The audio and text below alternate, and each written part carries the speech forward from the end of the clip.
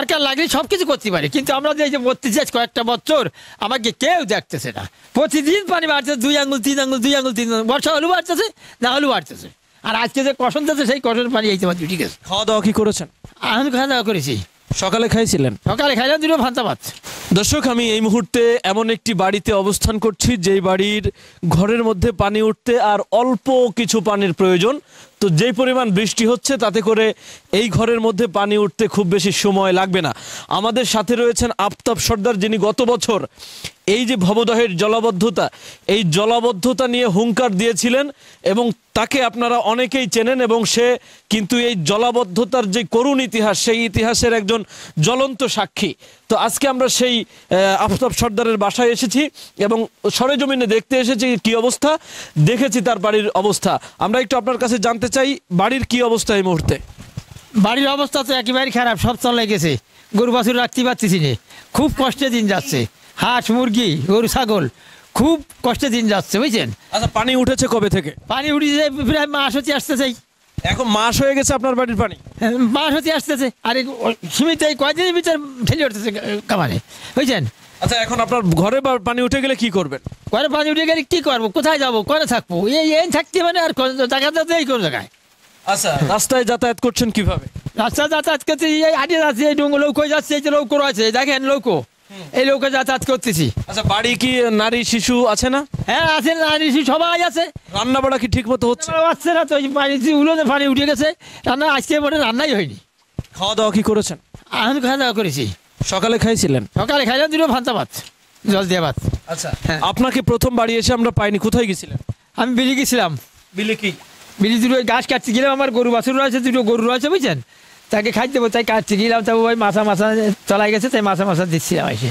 আচ্ছা, আরেকটা বিষয়, ভবদহের জলাবদ্ধতা নিষ্কাশনে কি কি করণীয় এবং এই যে মেশিন লাগাইছে, গত বছর আপনি বলেছিলেন এটা দিয়ে সম্ভব না, আসলে কি সম্ভব? না, সম্ভব না, কোনো রকমে সম্ভব না ও, কারণ 27 বিলির পানি, বুঝছেন, কোনো পানি ওই মেশিন দিয়ে সেচে নিতে পারবে না। সরকার যদি লাগে, বুঝছেন, ওই সেই রূপসত্ত্বের শীত থেকে গাড়ি চলে আসবে, ওই নিচে কি বিলটা ভুলে গেছি, সাগরের মুহিতে গাড়ি চলে আসবে, একবার গেট নিয়ে যাচ্ছে ওই সাগরের মুহি, এই গেট সাগরের মুহি নিয়ে যাচ্ছে হবে, নিয়ে ওখানে গেট করতে যাবে।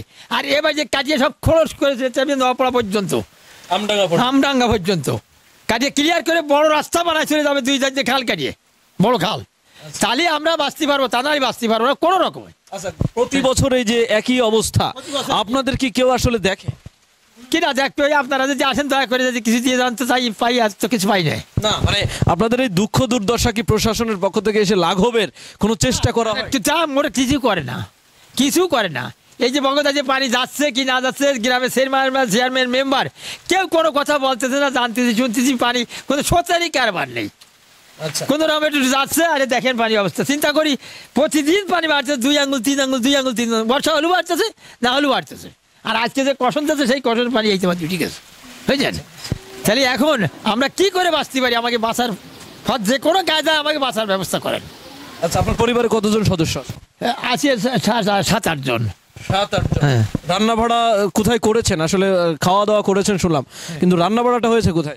ওই যে পানি জীবন যে করে নিয়ে আছে, ওখানে কি উলোন আছে, উলোন আছে, তার পানি উঠে গেছে, আর আজকার কথা হবে না, আজকে কোনো রকম সেচে মেচে করে নিয়ে আসে, আর হবে না, আর হবে না। আচ্ছা, সরকারের কাছে কি দাবি এখন? সরকারের কাছে দাবি যে পানি ঝরাতে হবে, পানি নিষ্কাশন করতে হবে। আমরা সরকারের কাছে কিছু চাই না, আমরা চাই যে আমরা শুকনো জায়গায় বাস করি, নদী নালা কাটিয়ে সড়ক করে পরিষ্কার করে আমাকে পানি চলে যাক, আমরা কর্ম করে খাবো, আমরা পরের আশায় থাকবো না, কর্ম করেই খাবো। সরকার লাগলে সব কিছু করতে পারে, কিন্তু আমরা যে বলতেছি কয়েকটা বছর আমাকে কেউ দেখতেছে না। ও মাসের ওই বিলটা ধরো বড় বেড়ি বাঁধে নিয়ে চলে গেছে, আর এবার যে কোনো জায়গায় বাঁধিনি, আমাকে সমস্ত চলানো আগামাতা ওই জিরের বিল পর্যন্ত, ওই 96-97 চলছে, বাগদা দবাদি সরকুলা সব চলানো পানির তলে। সে দৃশ্য দেখলি আপনি ব্যাদ পিটিয়ে বলার বাদ দেখলি আপনি ইয়ে যাবেন, তারা কোথায় রয়েছে কোন পানির তলে। জি, অনেক ধন্যবাদ। দর্শক, এতক্ষণ ধরে শুনছিলেন মূলত এই যে দুঃখ দুর্দশা, এবং জলাবদ্ধতার করুণ চিত্র সেই বিষয়টি তুলে ধরার চেষ্টা করেছি। এই যদি সরকার গুরুত্বের সাথে এই ভবদহের জলাবদ্ধতার নিষ্কাশনে পানি নিষ্কাশনের ব্যবস্থা না করে তাহলে আফতাব সর্দারের মতো হাজার হাজার মানুষ কিন্তু এভাবে দুঃখ দুর্দশা নিয়ে মৃত্যুবরণ করতে হবে। এছাড়া অন্য কোনো উপায় কিন্তু এই এলাকার মানুষের নেই। দর্শক, এই ছিল যশোরের অভয়নগর উপজেলার ভবদহের জলাবদ্ধতার সর্বশেষ সংবাদ। আপনি কি বিল্ডিং ডিজাইনের জন্য নকশা পিলার, জানালা পিলার, ব্যালকনি পিলার ও ছাদের কার্নিশ খুঁজছেন? তাহলে এখনই চলে আসুন শেখ কনস্ট্রাকশন অ্যান্ড স্যানিটারিতে। এখানে ছাদ ও সিঁড়ির নলচা, ফুলের টব সহ বিল্ডিং ডিজাইনের যাবতীয় পণ্য বিক্রয় করা হয়। বইকারা মালিকের চাতাল সংলগ্ন নওপাড়া, অভয়নগর, যশোর।